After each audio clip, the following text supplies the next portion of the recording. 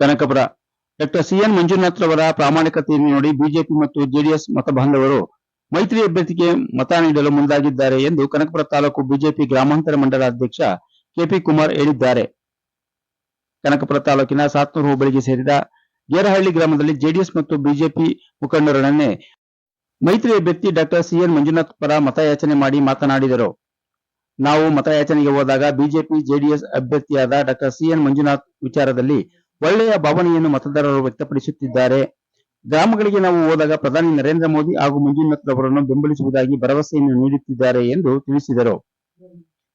JDS ಮುಖಂಡ ಗೇರಹಳ್ಳಿ ಸಣ್ಣಪ್ಪ ಮಾತನಾಡಿ, 60% ಮತದಾರರು ನಮ್ಮ ಅಭ್ಯರ್ಥಿಯ ಪರ ಒಲವು ವ್ಯಕ್ತಪಡಿಸುತ್ತಿದ್ದಾರೆ.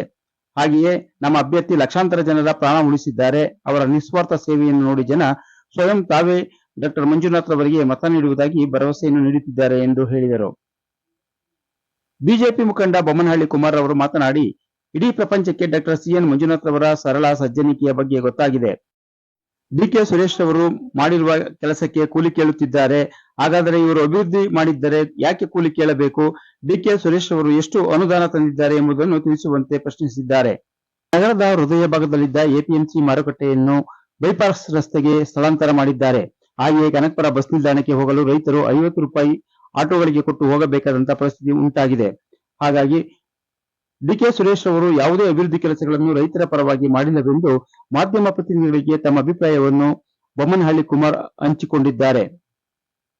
ಈ ಸಂದರ್ಭದಲ್ಲಿ ಕುರುಬಳ್ಳಿಯ ಗುರುಪ್ರಸಾದ್, ಗೇರಹಳ್ಳಿಯ ಸವಿತಾ, ಒಡೆಯರಹಳ್ಳಿಯ ನಾರಾಯಣಸ್ವಾಮಿ, ಕುಮಾರ್, ರಾಜೇಶ್, ಯಲವಳ್ಳಿಯ ಶಿವಾನಂದ, ಕಾಳಹಳ್ಳಿಯ ಅನುಕುಮಾರ್, ಜಿಲ್ಲಾ ಹಿಂದುಳಿದ ವರ್ಗಗಳ ಉಪಾಧ್ಯಕ್ಷರಾದ ನಾಗರಾಜು, ವಿಆರ್ ದೊಡ್ಡಿಯ ಸಾಗರ್, ರಾಕೇಶ್, ವೆಂಕಟರಾಯ ದೊಡ್ಡಿಯ ರವಿ, ವನಗಾನಹಳ್ಳಿಯ ಪ್ರದೀಪ, ಮೋಹನ್, ವರದರಾಜು ಮೊದಲಾದವರು ಉಪಸ್ಥಿತರಿದ್ದರು. ಹಿಂಗೆ ಬಂದ್ಬಿಡ್ರಿ, ಈ ಕಡೆ ಕೇರಿಂದ ಈ ಕಡೆ ಕೇರಿಂದ ಇವರೆಲ್ಲ ಒಂದು ಕಡೆ ನಿಂತ್ಕೊಂಡ್ರೆ ಈ ಕಡೆ ಹಿಂಗೆ ಹಿಂಗೆ ಸೊಪ್ಪು ನೆಟ್ಟು ಬಲ್ಲೆ ಇಲ್ಲೇ ಹೊಂಟ ಹೊಂಟಿರಿ ಬನ್ನಿ ಇಲ್ಲೇ ಹೊಂಟ ಹೋಗಿ ನಿಂತ್ಕೊಳ್ಳಿ ಹೇಗೆ बोलो भारत माता की बीजेपी पक्ष के जेडीएस पक्ष के ಡಾಕ್ಟರ್ ಮಂಜುನಾಥ್ ಅವರಿಗೆ, ಯಡಿಯೂರಪ್ಪ ಅವರಿಗೆ, ಕುಮಾರಣ್ಣ ಅವರಿಗೆ, ನರೇಂದ್ರ ಮೋದಿ ಅವರಿಗೆ ಬೋಲೋ ಭಾರತ್ ಮಾತಾ ಕಿ. ಮತಯಾಚನೆ ಮಾಡ್ತಾ ಇದ್ದೀವಿ. ಪ್ರತಿಯೊಂದು ಮನೆಯಲ್ಲೂ ಕೂಡ ನಮಗೆ ಭಾಳ ಗೌರವವನ್ನು ಕೊಡ್ತಾವ್ರೆ ಮತ್ತು ಮೋದಿಯವರಿಗೆ, ಮಂಜುನಾಥ್ ಅವರಿಗೆ ಬೆಂಬಲ ಕೊಡ್ತೀವಿ ಅಂತೇಳಿ ಗೆಲ್ಲುವಂಥ ಒಂದು ಸಂದೇಶವನ್ನು ಮತದಾರರು ಕೊಡ್ತಾ ಇದ್ದಾರೆ. ಈಗ ಯಾವ ಊರುಗಳಲ್ಲಿ ಇವತ್ತು ಬೆಳಗ್ಗೆಯಿಂದ ಪ್ರಚಾರ ಮಾಡಿದ್ರಿ? ಸುಳ್ಳಿ ಪಂಚಾಯತಿ, ಹೊನ್ನಳ್ಳಿ, ಒಡೆಯರಹಳ್ಳಿ, ವಿರುಪ್ಸಂದ್ರ, ತೆಂಗಿನಕಳಿ ಇವೆಲ್ಲ ಮುಗಿಸ್ಕೊಂಡು ಈಗ ನಮ್ಮೂರು ಬಂದಿದ್ದೀವಿ. ಮತ್ತೆ ಯಲವಳ್ಳಿ, ಬೊಮ್ಮನಹಳ್ಳಿ ಈ ಸಲಕ್ಕೆ ಹೋಗ್ತಾ ಇದ್ದೀವಿ. ಜನ ಹೋದಾಗ ಏನು ಹೇಳ್ತಾರೆ ನಿಮ್ಮ ಕ್ಯಾಂಡಿಡೇಟ್ ಬಗ್ಗೆ? 100% ನಮಗೆ ಆಶೀರ್ವಾದ ಮಾಡ್ತಾರೆ. ಈಗ ಅವರು ಅಭಿವೃದ್ಧಿ ಮಾಡಿದೀವಿ ಅಂತ ಹೇಳ್ತಾರೆ. ನಿಮ್ಮ ಅಭಿವೃದ್ಧಿ ನೀವು ನಿಮ್ಮ ಕ್ಯಾಂಡಿಡೇಟ್ ಬಗ್ಗೆ ಏನು ಆಶ್ವಾಸನೆ? ಲಕ್ಷಾಂತರ ಪ್ರಾಣ ಉಳಿಸವ್ರೆ, ಸಾವಿರಾರು ಲಕ್ಷಾಂತರ ಪ್ರಾಣ ಉಳಿಸಿರ್ಬೇಕು, ಸಾವಿರಾರು ಜನ ಪ್ರಾಣ ತೆಗೆದಿರಬೇಕು ಅಂತ ಕೇಳ್ತಾ ಇದ್ದೀವಿ. ಜೊತೆಗೆ ಮಂಜುನಾಥ್ ವಿಚಾರದಲ್ಲಿ ಪ್ರಾಮಾಣಿಕತೆ ಓಟ್ ಕೊಡ್ತೀವಿ ಅಂತ ಜನ ಹೇಳ್ತಾರೆ. ಡಾಕ್ಟರ್ ವಿಷಯ ನಾವು ಹೇಳಕ್ ಮೊದಲೇ ಅವ್ರಿಗೆ ಪ್ರತಿಯೊಬ್ಬರಲ್ಲಿ ಪ್ರಾಮಾಣಿಕತೆ ಇಲ್ಲ, ಈ ಮಂಜುನಾಥ್ಗೆ ಕೊಡ್ತೀವಿ ಓಟ್ನ ಅಂತ ಹೇಳ್ತಾರೆ. ಪಕ್ಷ ಭೇದ ಬರ್ತು ಡಾಕ್ಟರ್ ಮಂಜುನಾಥ್ ಅವರು ಒಳ್ಳೆ ಅಭಿವೃದ್ಧಿ ಕೆಲಸ ಮಾಡಿದ್ದಾರೆ. ಒಂದು ಒಳ್ಳೆ ಚಿಕಿತ್ಸೆ ಜಯದೇವ ವೃತ್ತಿಯಲ್ಲಿ ಒಳ್ಳೆ ಕೆಲಸ ಮಾಡೋರು ಅಂತ ಓಟ್ ಕೊಡ್ತಾರೆ. ಸರ್, ಏನು ಈಗಾಗಲೇ ಮಂಜುನಾಥ್ ಅವ್ರ ಬಗ್ಗೆ, ಡಾಕ್ಟರ್ ಮಂಜುನಾಥ್ ಅವ್ರಿಗೆ ಇಡೀ ಪ್ರಪಂಚಕ್ಕೆ ಗೊತ್ತಾಗಿದೆ. ರಾಜ್ಯಕ್ಕೆಲ್ಲ, ದೇಶಕ್ಕೆಲ್ಲ, ಪ್ರಪಂಚಕ್ಕೆ ಡಾಕ್ಟರ್ ಮಂಜುನಾಥ್ ಅವರು ಅವ್ರ ಸೇವೆ ಏನಿದೆ, ಅವ್ರ ಗುಣ ಏನಿದೆ ಗೊತ್ತಾಗಿದೆ.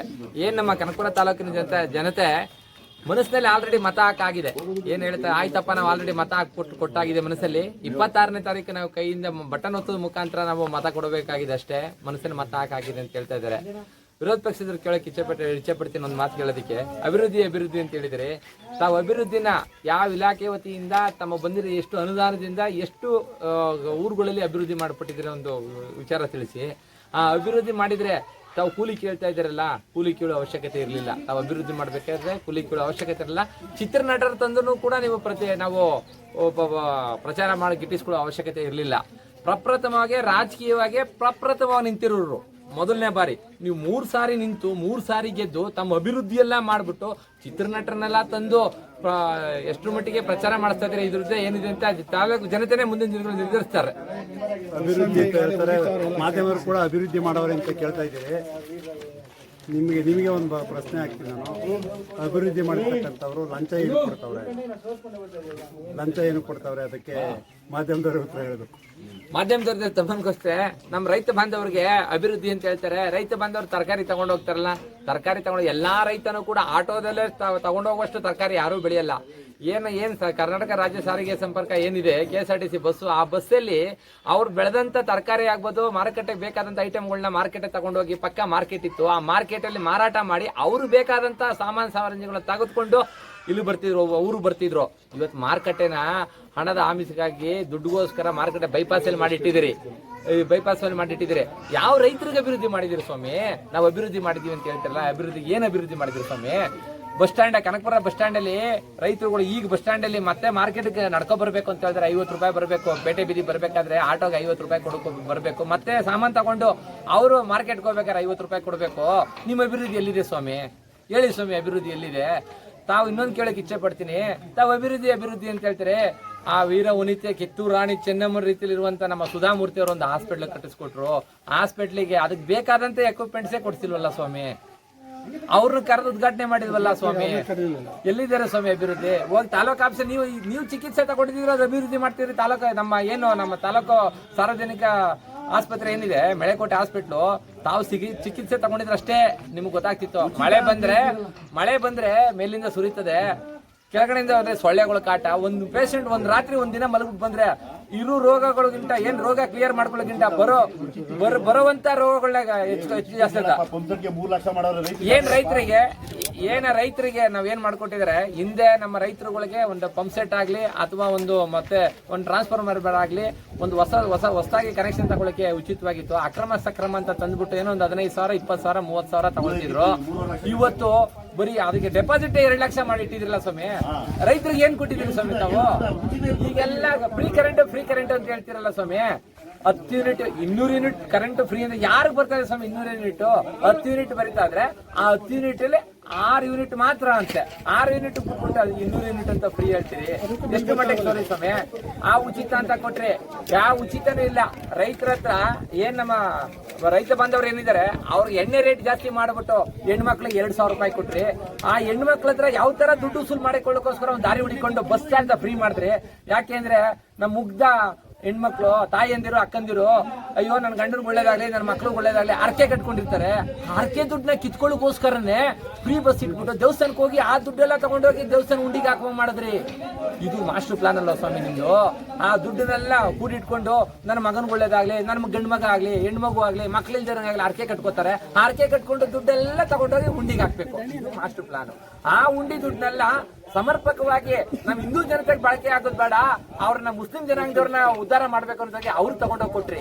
ಸ್ವಾಮಿ, ಒಂದ್ ಹೇಳಕ್ ಇಚ್ಛೆ ಪಡ್ತೀನಿ, ತಾವು ಉದ್ಧಾರ ಮಾಡೋ ಉದ್ದೇಶ ಇದ್ರೆ ಅದೇ ಮುಸ್ಲಿಂ ಬಾಂಧವರು ಚರ್ಚ್ ಇದೆ, ಮಸೀದಿ ಇದೆ, ಆ ಚರ್ಚ್ಗಳಿಗೆ ಮಸೀದಿಗೆ ತಾವು ಕೂಡ ನಮ್ಮ ಕಬ್ಬಾಳಮ್ಮ ದೇವಸ್ಥಾನದಲ್ಲಿ ಉಂಡಿ ಇದೆ, ಕಲ್ಲಳ್ಳಿ ಉಂಡಿ ಇದೆ, ಕೆಂಗಲಲ್ಲಿ ಉಂಡಿ ಇದೆ, ಇದರಲ್ಲಿ ಅದು ತಾಯಿ ಮುದ್ದಮ್ಮನ ದೇವಸ್ಥಾನದಲ್ಲಿ ಉಂಡಿ ಇದೆ. ಇದೇ ತರ ನಮ್ಮ ಕನಕಪುರ ತಾಲೂಕಲ್ಲಿರುವಂತಹ ಚರ್ಚ್ಗಳಿಗೆ ಮತ್ತೆ ಮಸೀದಿಗಳಿಗೆ ಉಂಡಿ ಇಡಿ ಸ್ವಾಮಿ. ಇಲ್ಲಿ ಅವ್ರಿಗೆ 6,000 ರೂಪಾಯಿ ಅನುದಾನ ಕೊಡ್ತೀರಿ. ಯಾರಿಗೆ? ನಮ್ಮ ಮೌಲ್ಯಗಳಿಗೆ. ಇಲ್ಲಿ ನಮ್ಮ ಹಿಂದೂ ದೇವಸ್ಥಾನದೊಳಗೆ 3,000 ರೂಪಾಯಿ, 3,500 ರೂಪಾಯಿ ಕೊಡ್ತಿರಲ್ಲ ಸ್ವಾಮಿ. ಇದು ಯಾವ ತಾರತಮ್ಯ ಸ್ವಾಮಿ?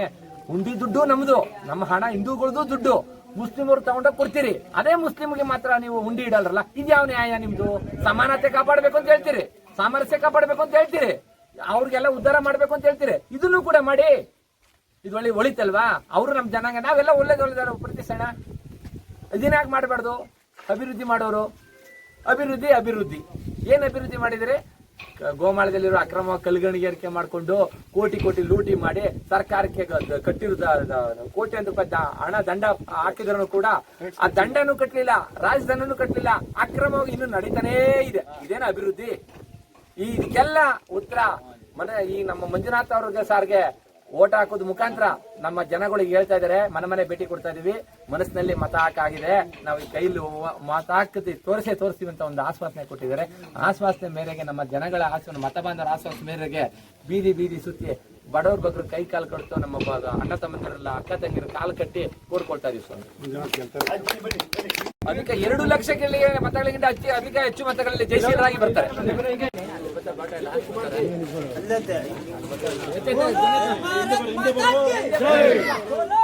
भारत माता की जय। बोलो भारत माता की जय।